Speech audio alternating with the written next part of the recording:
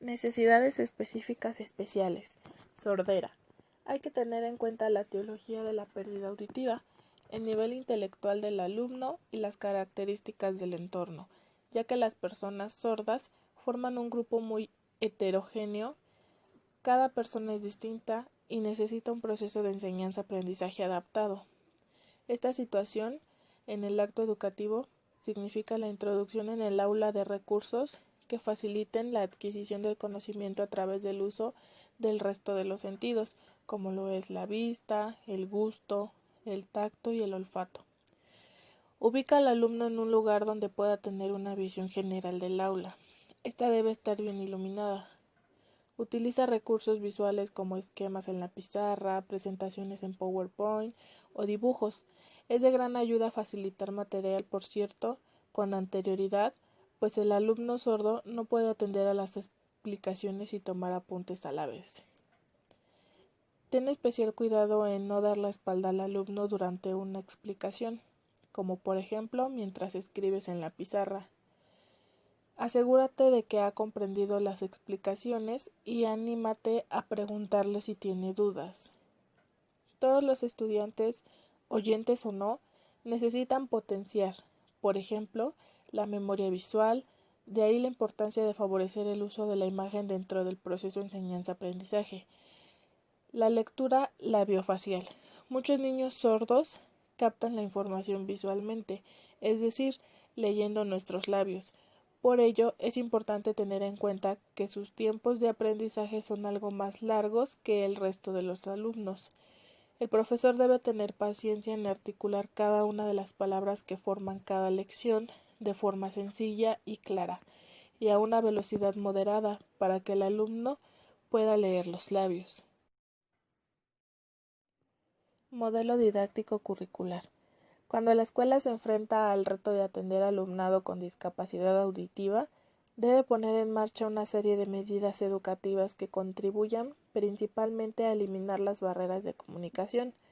Estas medidas auditivas se concretan en la organización de apoyos, la elección del método de comunicación más adecuado, el uso de técnicas para la audición y la comunicación, la intervención de profesionales especializados, la adaptación del currículum cuando sea necesario, la utilización de estrategias didácticas pertinentes, etc. Estas medidas serán eficaces siempre y cuando el profesorado haya sido formado en competencias que le permitan dar respuesta a las necesidades del alumno con discapacidad auditiva y adopte nuevos modelos educativos de inclusión. Esto en parte peligroso, pues muchos profesores se escudan de la falta de formación para no cometer errores y no intervenir.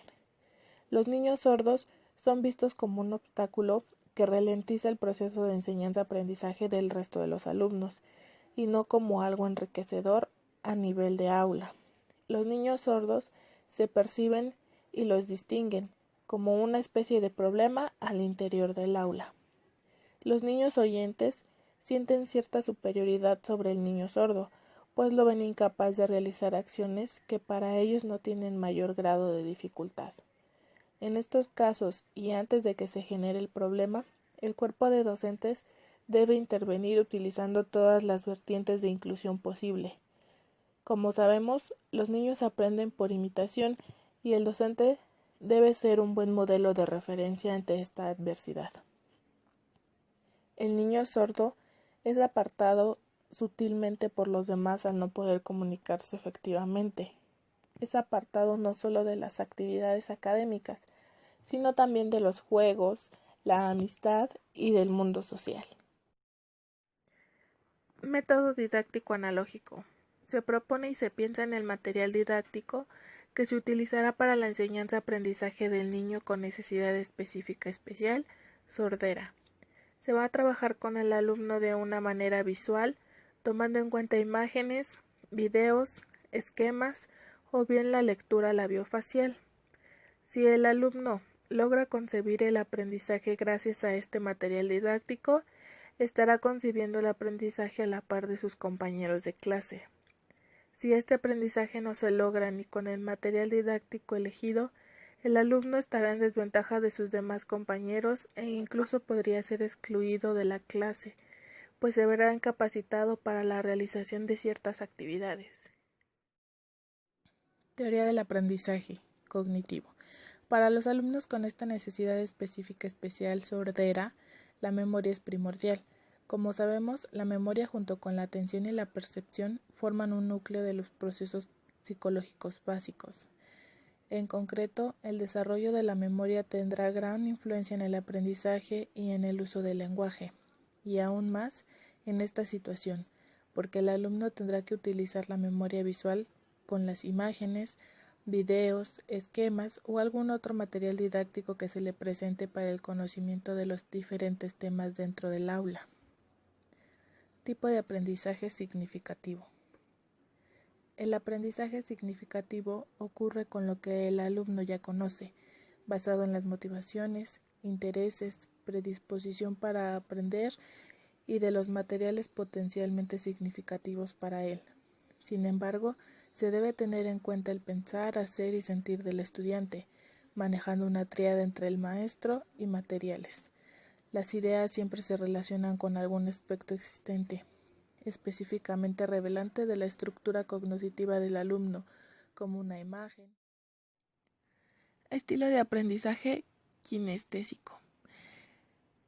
El aprendizaje kinestésico se basa principalmente en la experimentación con nuestro cuerpo. Se trata de un estilo de aprendizaje que puede resultar más lento. Sin embargo, los conocimientos suelen ser más sólidos y perduran más en el tiempo. Las personas que usan el aprendizaje kinestésico aprenden más con la experimentación, sienten el aprendizaje como algo participativo. Necesitan sentir con su cuerpo para aprender. Como ya lo habíamos mencionado, el aprendizaje se debe basar en las motivaciones, intereses, predisposición del alumno, tomando en cuenta el pensar, hacer y el sentir del estudiante. El material didáctico que vamos a utilizar con los alumnos sordos a nivel universidad es el aula virtual. El aula virtual no debe ser solo un mecanismo para la distribución de la información, sino que debe ser un sistema en donde las actividades involucradas en el proceso de aprendizaje puedan tomar lugar, es decir, que deben permitir interactividad, comunicación, aplicación de los conocimientos, evaluación y el manejo de la clase. El chat. Esta comunicación en tiempo real favorece la interactividad al poder interactuar con el mismo espacio virtual de discusión, permitiendo que el estudiante esté en contacto con el docente y sus demás compañeros de clase en tiempos y espacios reales. Pizarra virtual. Todos los contenidos generados pueden guardarse en ficheros para ser recuperados en otro momento. Cualquier contenido podrá ser emitido por email a los alumnos, otros compañeros o padres y madres de familia. El pictograma.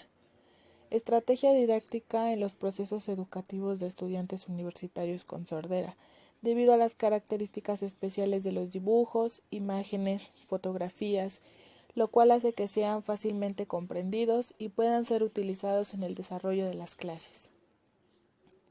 Se resalta la importancia y relevancia que tienen las TICs en el proceso educativo de los estudiantes universitarios sordos, teniendo en cuenta que cada día llegan a las instituciones universitarias variedad de estudiantes con múltiples diversidades a nivel social, cultural y político.